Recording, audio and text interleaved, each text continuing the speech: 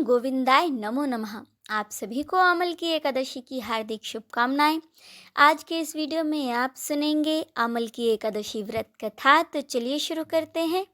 एक बार राजा मानधाता ने अपने गुरु वशिष्ठ से कहा कि गुरुदेव, यदि आप मुझ पर कृपा करें तो किसी ऐसे व्रत की कथा कहिए जिससे मेरा कल्याण हो।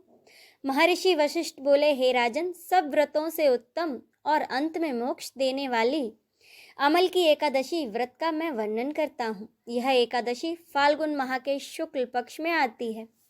इसका व्रत करने से समस्त पाप नष्ट हो जाते हैं और इस व्रत का फल 1000 गोदान के फल के बराबर होता है।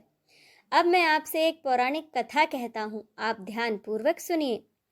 एक वैदिश नाम का नगर था जिसमें ब्राह्मण, क्षत्रिय, वैश्य और शूद्र चारों वर्ण बड़े आनंद से रहते थे।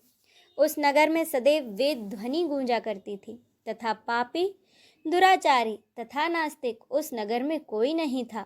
उस नगर में चैत्ररथ नाम का एक चंद्रवंशी राजा राज्य करता था। वह अत्यंत विद्वान तथा धर्मपरायण था। उस नगर में कोई भी व्यक्ति गरीब व कंजूस नहीं था।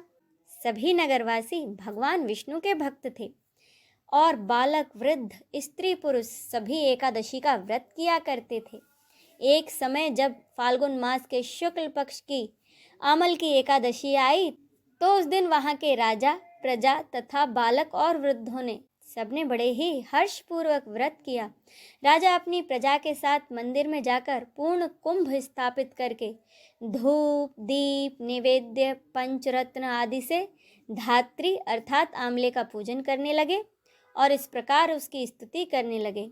राजा कहने लगे, हे धात्री, तुम ब्रह्म स्वरूप हो, तुम ब्रह्मा जी द्वारा उत्पन्न हुए हो और समस्त पापों का नाश करने वाले हो। तुमको नमस्कार है। अब तुम मेरा अर्घ्य स्वीकार करो। तुम श्री रामचंद्र जी द्वारा सम्मानित हो। मैं आपकी प्रार्थना करता हूँ, अतः आप मेरे समस्त पापों का नाश करो। उस मंदिर में सबने रात्रि भर जागरण किया। रात के समय वहाँ एक बहेलिया आया जो अत्यंत पापी और दुराचारी था।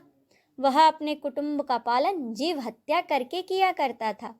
भूख और प्यास से अत्यंत व्याकुल वह बहेलिया इस जागरण को देखने के लिए मंदिर के एक कोने में बैठ गया और उसने भगवान विष्णु तथा एकादशी तिथि का महात्म्य और कथा सुनी। इस प्रकार अन्य मनुष्यों की भांति ही उसने भी पूरी रात जागकर ही बिताई। प्रातःकाल होते ही सब लोग अपने अपने घर को चले गए और वह बहेलिया भी अपने घर को चला गया। घर जाकर उसने भोजन किया। कुछ समय बीतने के बाद उस बहेली की मृत्यु हो गई।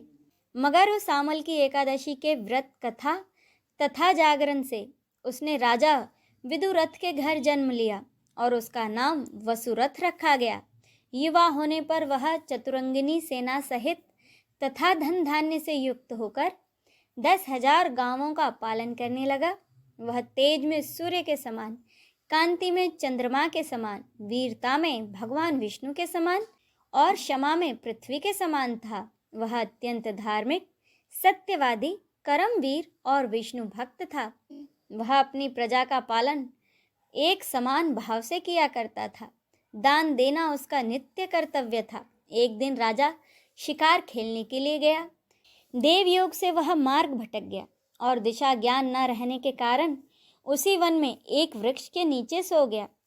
थोड़ी देर बाद वहां पर पहाड़ी म्लेच्छ आ गए, यानी कि पहाड़ी डाकू आ गए और राजा को अकेला देखकर मारो मारो शब्द करते हुए राजा की ओर दौड़े। म्लेच्छ कहने लगे कि इसी दुष्ट राजा ने हमारे माता पिता, पुत्र पौत्र आदि अनेक संबंधियों को मारा है तथा देश से निकाल दिया है, अतः इसको अवश्य मारना चाहिए। ऐसा कहकर वे म्लेच्छ उस राजा को मारने के लिए दौड़े और अनेक प्रकार के अस्त्र शस्त्र उसके ऊपर उन्होंने फेंके।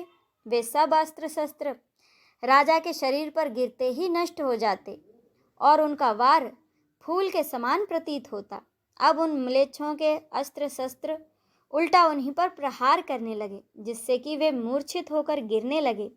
उसी समय राजा के शरीर से एक दिव्य स्त्री उत्पन्न हुई।